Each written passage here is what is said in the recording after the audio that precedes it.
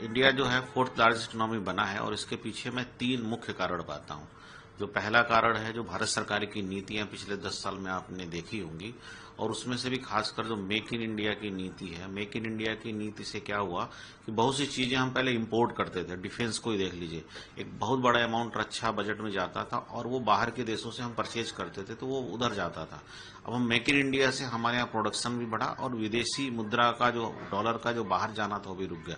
तो make in India approach. दूसरा, जो डिजिटल इंडिया का जो उन्होंने कदम उठाया, डिजिटल इंडिया की वजह से जो इकोनॉमी हमारी पैरेलल थी या अनमैप्ड थी, वो धीरे धीरे मैप में आने लगी, मतलब आंकड़ों में दर्ज होने लगी। तो जो भारत सरकार की पूरी नीतियां, इसके अलावा बहुत सारी आप देखेंगे कि इंफ्रास्ट्रक्चर की नीतियां लाई उन्होंने। पीएम गति शक्ति योजना लाया, पूरा देश का सप्लाई चेन उन्होंने बदला, हाईवे बदला उन्होंने। जो ये आप देखेंगे कि रेल नेटवर्क बढ़ाया, अपना एयरपोर्ट के नेटवर्क बढ़ाए। ये जितने सप्लाई चेन है, ये देश की रक्त धमनियां थी।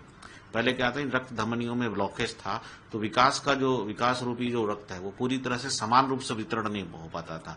जब समान रूप से वितरण नहीं होता था, तो जैसे रक्त का काम होता है कि शरीर में ऑक्सीजन पहुंचाए, तो शरीर क्रियाशील होता, एक्टिव होता, स्वस्थ होता था, उसी तरह से देश को विकास रूपी ऑक्सीजन जो है पूरी तरह से नहीं मिल पाता था। तो इंफ्रास्ट्रक्चर में जो सुधार इस सरकार ने किया, तो ये तीन स्टेप जो मेजर है जो सरकार ने लिया, तो इस सरकार का कदम है। दूसरा जो सबसे बड़ा कारण है, भारत का पॉपुलेशन। भारत का पॉपुलेशन जो है एक तरह से संपत्ति है भारत की।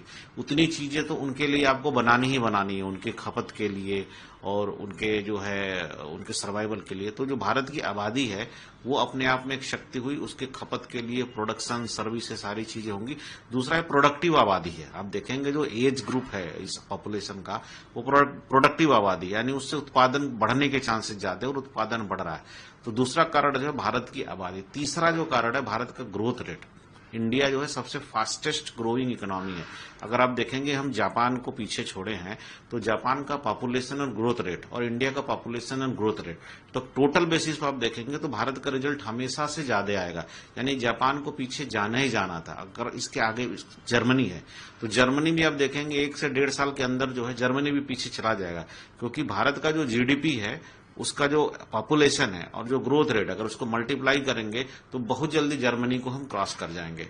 उसके बाद जो दो टारगेट हमारे बचते हैं, चाइना बचता है और अमेरिका बचता है। इनके बीच की हमारी दूरी काफी ज्यादा है। ये हम तभी कम कर सकते हैं जब हम अपने आप को स्वदेशी पे शिफ्ट करें। स्वदेशी पे शिफ्ट करने से फायदा एक ये होगा कि जो चीजें हम अमेरिका से खरीदते हैं या चाइना से खरीदते हैं, हम चाइना से तो ऐसी चीजें भी खरीदते हैं जो हम भारत में बना सकते हैं, लेकिन अगर हम उन चीजों को स्वदेशी पे शिफ्ट करते हैं, तो चाइना से तो हम अपनी खरीदी बंद करेंगे, तो हम अपनी चीजें बनाएंगे, तो हमारा प्रोडक्शन रिप्लेसमेंट में बढ़ेगा और चाइना की उतनी बिक्री खत्म होगी। तो हमारी और चाइना और हमारी और अमेरिका के बीच की दूरी है, स्वदेशी में शिफ्ट होने के कारण हम डबल डिजिट से उनकी तरफ बढ़ेंगे, हम उस ऊंचाई की तरफ बढ़ेंगे।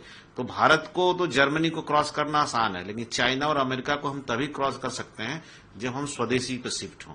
तो कुल मिलाकर मुझे लगता है कि चौथी इकोनॉमी जो है नेचुरली थी, सरकार की नीतियों की वजह से, हमारे जनता की ताकत या पॉपुलेशन पावर की वजह से, और हमारे फास्टेस्ट ग्रोइंग इकोनॉमी की रेट की वजह से। तो मुझे लगता है कि इस चीज को एंजॉय करना चाहिए।